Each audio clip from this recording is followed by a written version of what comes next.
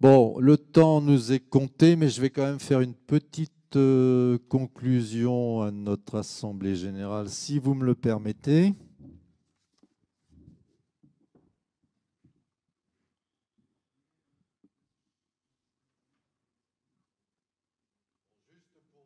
Quelques mots sur ce qui me paraît important enfin les points sur lesquels il y a peut-être une réflexion qui mérite d'être approfondie pour l'année qui vient.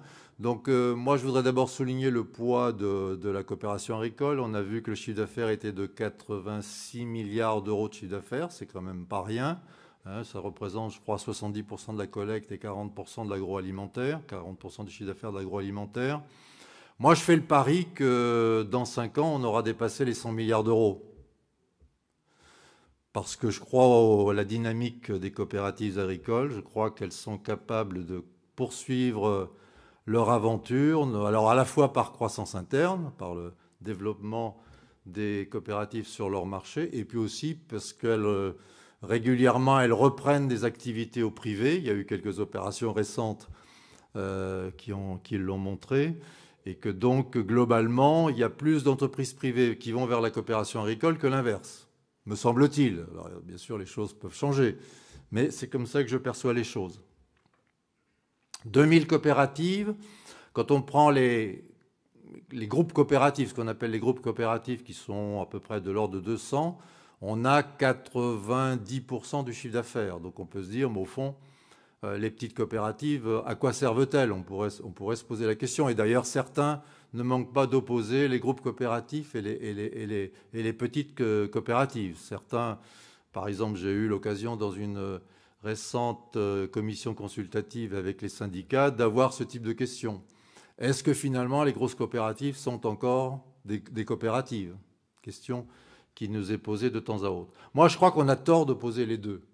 On a tort d'opposer les deux parce que les groupes coopératifs, c'est bien sûr le fer de lance de la coopération agricole, et c'est elles qui peuvent notamment jouer un rôle. On parle beaucoup de renaissance industrielle. N'oublions pas que le secteur agroalimentaire, c'est le premier secteur industriel de la France. Et donc je pense que ces groupes coopératifs ont un rôle à jouer dans l'industrialisation ou la réindustrialisation de la France. Moi, c'est ma conviction. Donc elles sont tout à fait utiles. Et puis aussi, on parle beaucoup de balance commerciale. Je pense qu'elles peuvent être actrices, bien sûr, aussi du rééquilibrage ou du redressement de notre balance commerciale, parce qu'on sait qu'au niveau agroalimentaire, notre balance commerciale, elle est quand même un peu en danger actuellement. On voit régulièrement plutôt une baisse qu'une remontée de notre balance commerciale. Donc je crois personnellement au rôle majeur des groupes coopératifs. Mais ça ne veut pas dire pour autant que les petites coopératives n'ont pas un rôle à jouer.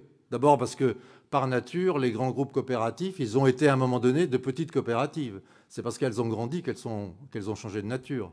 Mais donc il est important que nous ayons un tissu de petites coopératives qui structurent le territoire et qui permettent notamment de faire face à des sujets comme l'innovation, qui est un sujet majeur des années à venir, comme le numérique. Je pense qu'on doit avoir quelque part l'esprit start-up, et les petites coopératives sont peut-être de ce point de vue-là mieux armées que les grosses pour avancer dans ces domaines un peu du futur.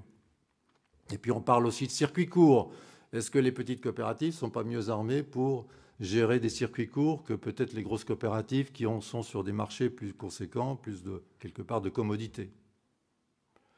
Voilà, donc n'opposons pas les deux. Je pense que ce qui me paraît moins important, c'est qu'il y ait renouvellement du tissu des coopératives, c'est-à-dire qu'il y ait régulièrement des créations de coopératives. Comme il est important que dans le secteur privé, il y ait des start-up qui demain deviendront peut-être des PME, des ETI et après des grands groupes, il faut aussi que dans les coopératives, il y ait cet esprit de création d'entreprises qui demain pourront grandir et peut-être effectivement jouer un rôle important au niveau de notre performance agroalimentaire. Alors bien sûr, tout ça suppose que nous ayons des agriculteurs qui se portent bien. Alors la loi Egalim est là précisément pour essayer de porter l'attention, moi c'est comme ça que je lis la loi Egalim, de porter l'attention sur le revenu des agriculteurs. Nous n'aurons pas de secteur agroalimentaire performant si nous n'avons pas des agriculteurs qui gagnent correctement leur vie. Tout le monde le sait. Comment? construire un dispositif qui soit cohérent depuis l'agriculteur jusqu'au consommateur final.